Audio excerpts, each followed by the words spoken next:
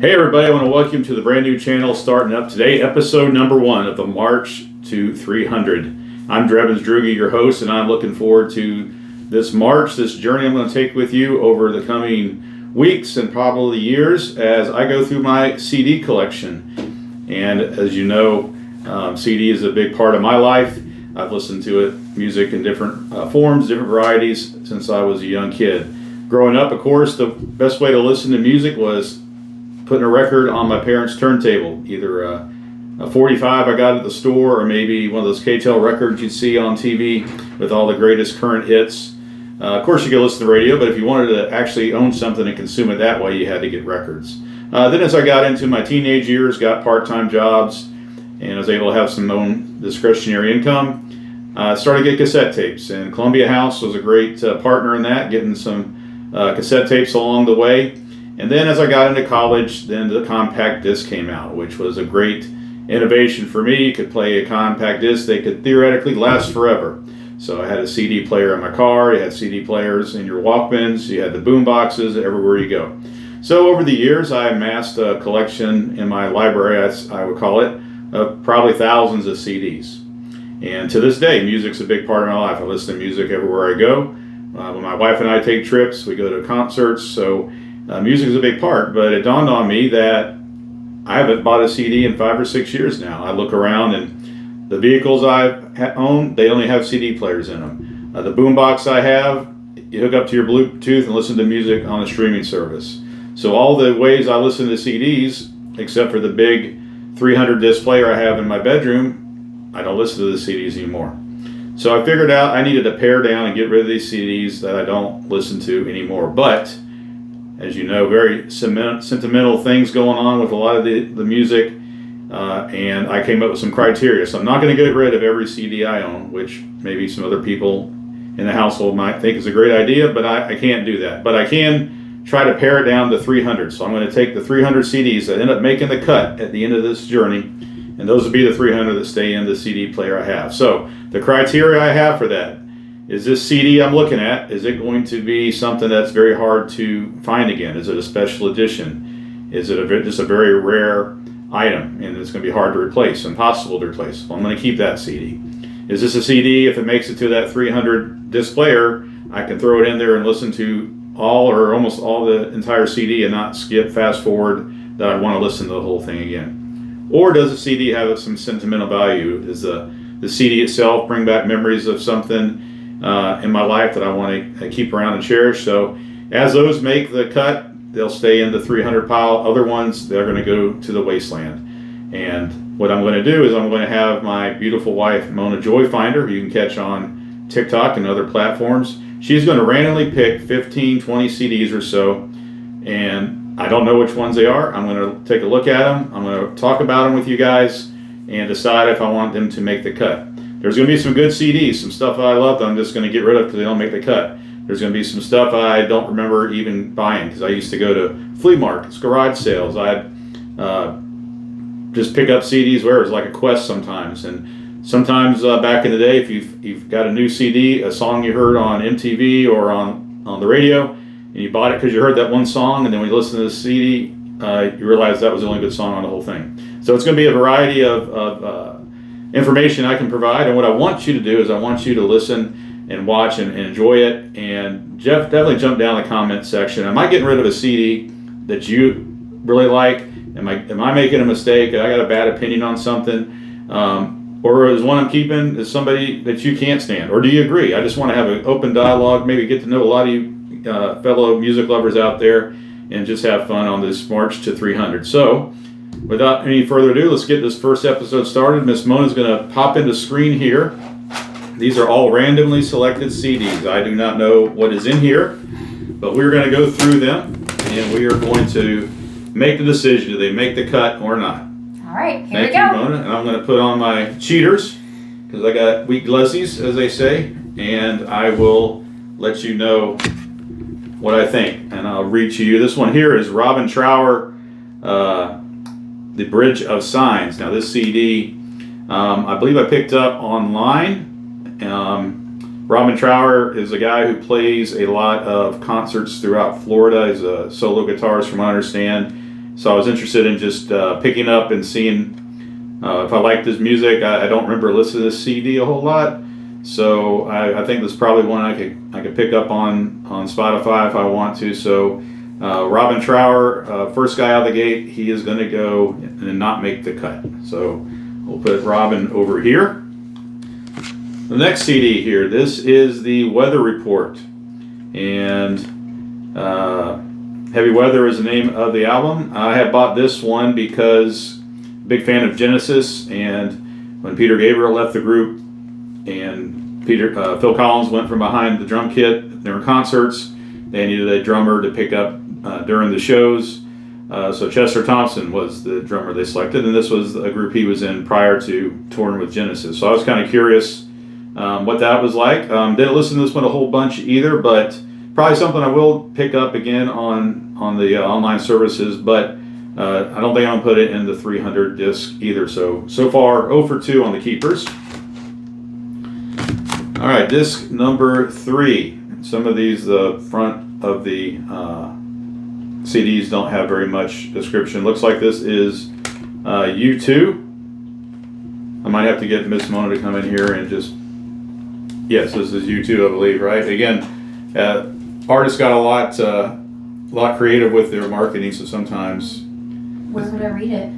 Yeah, I think this is U2, and well, it's not turning out too good for U2 on this one because, as I look at my glasses a little better, there's Bono and the gang on the back. So U2, a group, as we go throughout this journey, there's going to be other CDs that might make the cut, but this was one of their newer ones. I have to bring in my my sidekick to help me, so I'm going to say no to this U2 album. Oh, and here we go. So you might see a little thing back here, a little Rush license plate my son got me for Christmas a couple of years. Here is Rush Hemispheres. Now this is actually my favorite Rush album. It's only got 4 tracks. Of course, first track, The Cygnus, has got multiple sections to it. I really wish they would just play this whole thing in its entirety one day at their shows as they've gotten back together with the new drummer. Now I can listen to all these songs on the streaming services pretty easily, but if I'm going by the criteria I selected, this is definitely one that's got an emotional value to me. I do remember when I first got into Rush back in high school, and I had my part-time job. This is one of the first cassettes I ever bought with my own money with my part-time job. So this one is going to make the 300 cut. So we'll slide him over here. That's the Rush Hemispheres album. Next album here is a live album from Yes, live from the House of Blues. Again, the tracks on here, a big variety of tracks. Looks like mostly from their first few albums. The personnel, which is always the interesting thing when you talk about a Yes album, who is actually playing on this particular album. So you have John Anderson, Steve Howe on guitar, Chris Squire on bass, Alan White, and I'm looking here, Billy Sherwood was playing with them at the time, and then Igor on the keyboard. So this was kind of one of their in-between periods, one of their more recent periods. I'm going to say this one's not going to make the cut, but very interesting album. Of course, if you can catch any of the Yes members in concert today, and John Anderson was actually in Ocala last year and had a great show. Definitely catch him, but not worthy of the 300. All right, this group here, Think Tank. This is going to be one of the ones that has the emotional value. So Think Tank was a local band, and they played when I went to school in Gainesville. They were one of the local bands that was just playing around the college campus. I haven't listened to this album, probably CD, in 30-something years, but might be one of the ones you'd be hard to find. Maybe if they still have a record store up in Gainesville, you might find one of these laying around. But Think Tank, from the hard to find criteria, is going to make the cut. So we'll put Think Tank over here. All right, next album here is CD here is Silver and Gold by Neil Young. This one's not going to make the cut. I don't remember listening to this particular one a lot. Some of the older Neil Young albums, The Harvest Moon and Harvest, and some of the stuff they did with Pearl Jam was interesting to me. I think I bought this when he was putting out a bunch of stuff in that time period. none of this really clicked for me, so I'm going to put Neil Young's Silver and Gold in the cut pile. Okay, this is going to be one of those ones I mentioned in the intro. This is Star Sailor. Love Is Here. Don't know anything about this, don't remember it. I think this is probably one I heard on the radio once.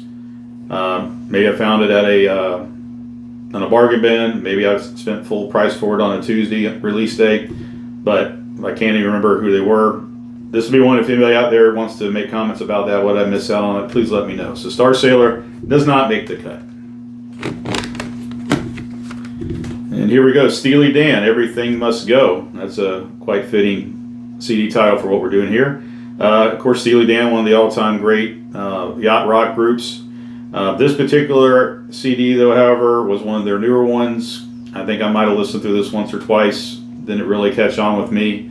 So I'm going to put this Steely Dan album in the cut pile. All right, this here is a Greatest Hits, a compilation of Men at Work.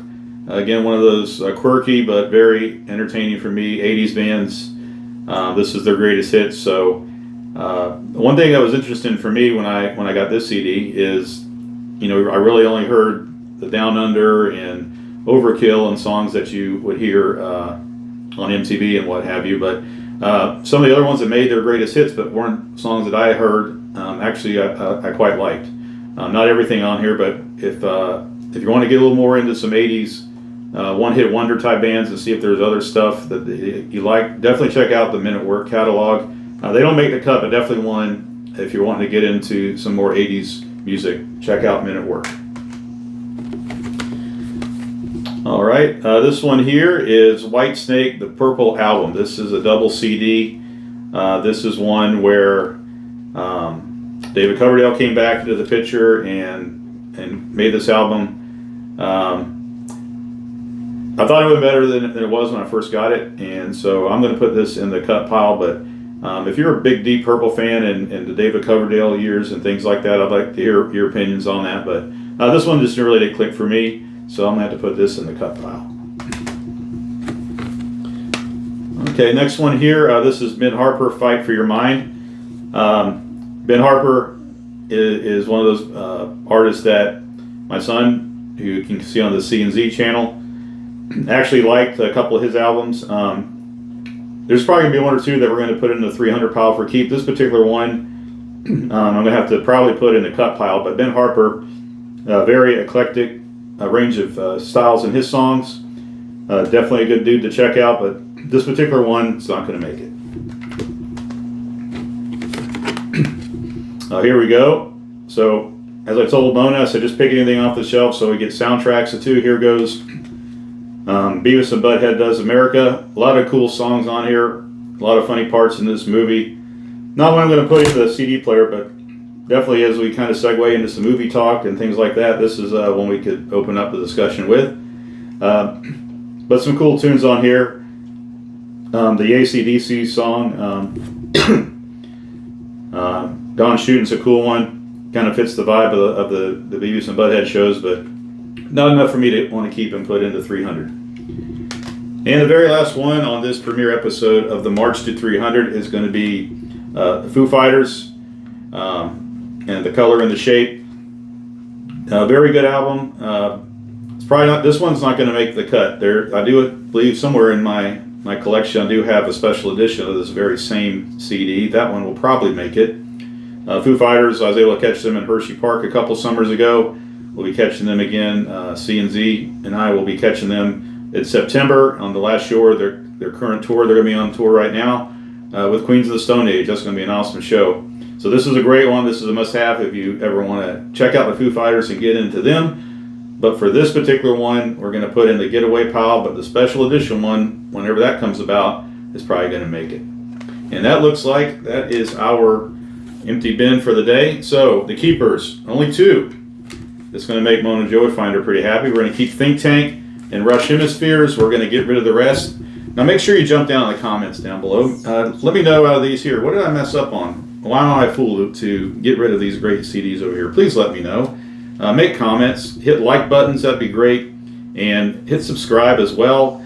I'd love to just get a bunch of conversations with you fellow music lovers about these classic albums and not so classic albums, and we'll take it from there. So until next time, next week, check us out again for episode 2. But this will do it for the first premiere episode of the March 300.